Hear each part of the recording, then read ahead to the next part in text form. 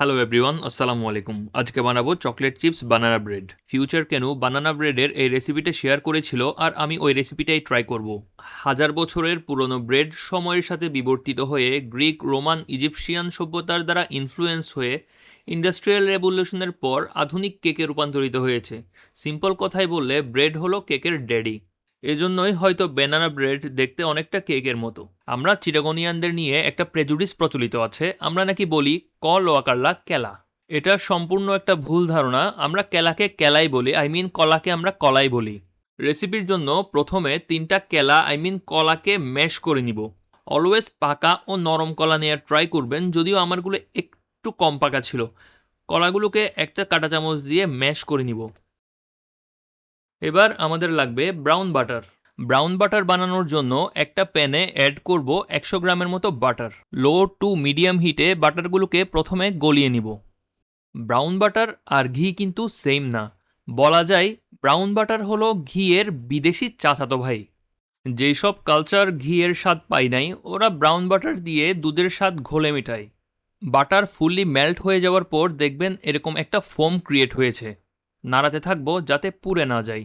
দেখবেন বাটারের মিল্ক সলিডগুলো আলাদা হয়ে নিচে দানা দানা আকারে জমা হচ্ছে। এরকম ব্রাউন কালারের মিল্ক সলিড আলাদা হয়ে গেলেই আমাদের কাজ ডান। এবার একটা পাত্রে ব্রাউন বাটারগুলোকে ঢেলে নিব। এই ব্রাউন কালারের গুঁড়াগুলো হলো টোস্টেড মিল্ক সলিড।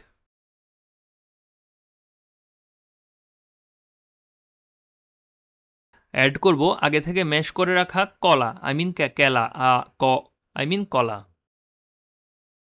অ্যাড করব 2 কাপ ময়দা। অ্যাড করব 1 কাপ ব্রাউন সুগার, যদিও সুগারের ব্যাপারটা সম্পূর্ণ নিজের পছন্দ মতো। অ্যাড করব একটা ডিম, 1 spoon vanilla essence, 1 spoon baking soda, স্বাদ মতো লবণ। এবার সবকিছু মিশিয়ে নিব। এখানে একটা ব্যাপার শেয়ার করা জরুরি। নর্মালি কেক বানানোর সময় ওয়েট ইনগ্রেডিয়েন্টস সবগুলো মিক্স করার পর এরপর ড্রাই ইনগ্রেডিয়েন্টসগুলো অ্যাড করা হয়। যেহেতু এটা ব্রেড, আমি ব্রেডের মতো সবকিছু একসাথে মিক্স করেছি। বাট আপনারা যদি স্কেপটিক্যাল থাকেন তাহলে বলবো ফার্স্টে ওয়েট ইনগ্রিডিয়েন্টস সবগুলো মিক্স করে গলিয়ে নেওয়ার পর এরপর ড্রাই ইনগ্রিডিয়েন্টসগুলো অ্যাড করবেন। ব্রাউন সুগার যেহেতু দ্রুত গলে যায়, তাই আমি একসাথে সব মিক্স করে ফেলেছি। আর আপনি যদি নর্মাল সুগার অর্থাৎ গ্র্যানুলেটেড সুগার ইউজ করেন তাহলে আগে গলিয়ে নেওয়া সেফ। মিক্স করে নেওয়ার পর সবার শেষে অ্যাড করব ছোট করে কেটে রাখা চকলেট। চকলেট অ্যাড করে আবার মিক্স করে নিব।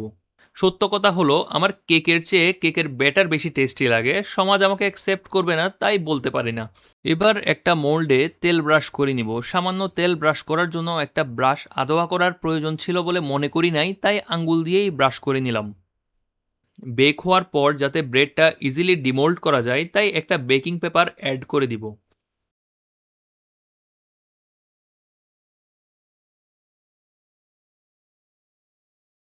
এবার মোল্ডের মধ্যে ব্যাটারগুলো ঢেলে নিব।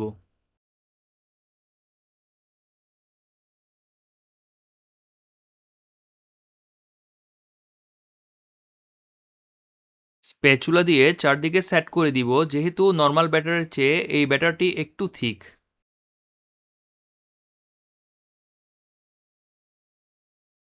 এবার উপরে ছিটিয়ে দিব চকলেট চিপস।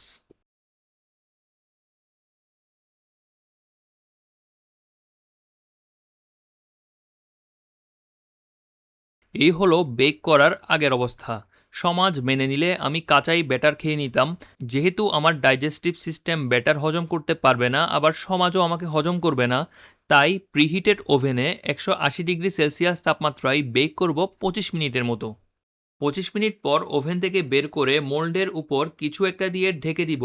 আমি অ্যালুমিনিয়াম ফয়েল দিয়ে কভার করে দিলাম, যাতে উপরের কালারটা ডার্ক হয়ে না যায়।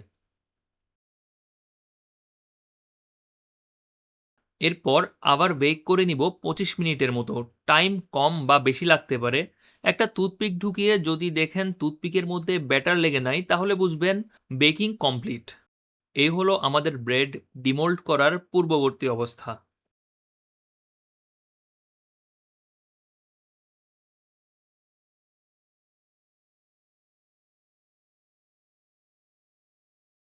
এবার মোল্ডের চারদিকে একটা ছুরি দিয়ে ব্রেডটাকে ছাড়িয়ে নিব।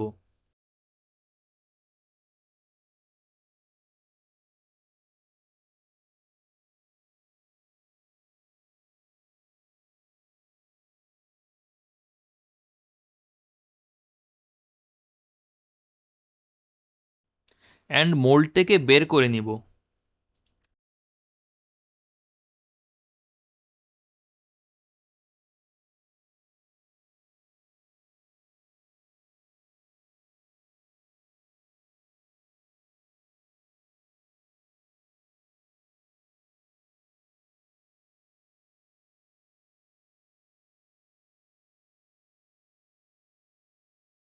এই হলো একটা ডিম দিয়ে বানানো বানানা ব্রেড।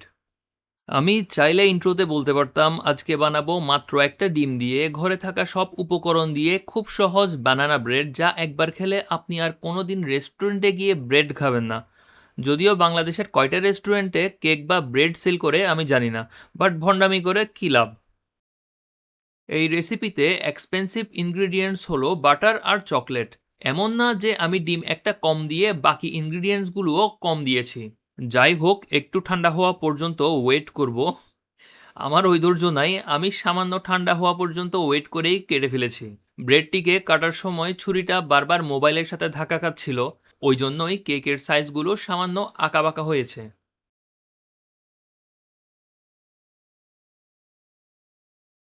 যাই হোক, এই হলো আমাদের কেলা রুটির ফাইনাল লুক। যদি টেস্টের ব্যাপারে আমার অপিনিয়ন জিজ্ঞেস করেন তাহলে আমি বলবো কলার ফ্লেভার পাওয়া যায়। ব্রাউন বাটারের কারণে ক্রিমি একটা ফ্লেভার পাবেন। যারা চকলেট পছন্দ করেন তাদের অবশ্যই ভালো লাগবে, এটা খুবই স্বাভাবিক। অ্যান্ড লাস্টলি, যেহেতু এটা ব্রেড, তাই কেকের চেয়ে একটু ড্রাই হবে। বাট ওভারঅল টেস্ট অনেক ভালো। ট্রাই করতে পারেন, আশা করি ভালো লাগবে। ভিডিওটি দেখার জন্য ধন্যবাদ। আল্লাহ হাফেজ।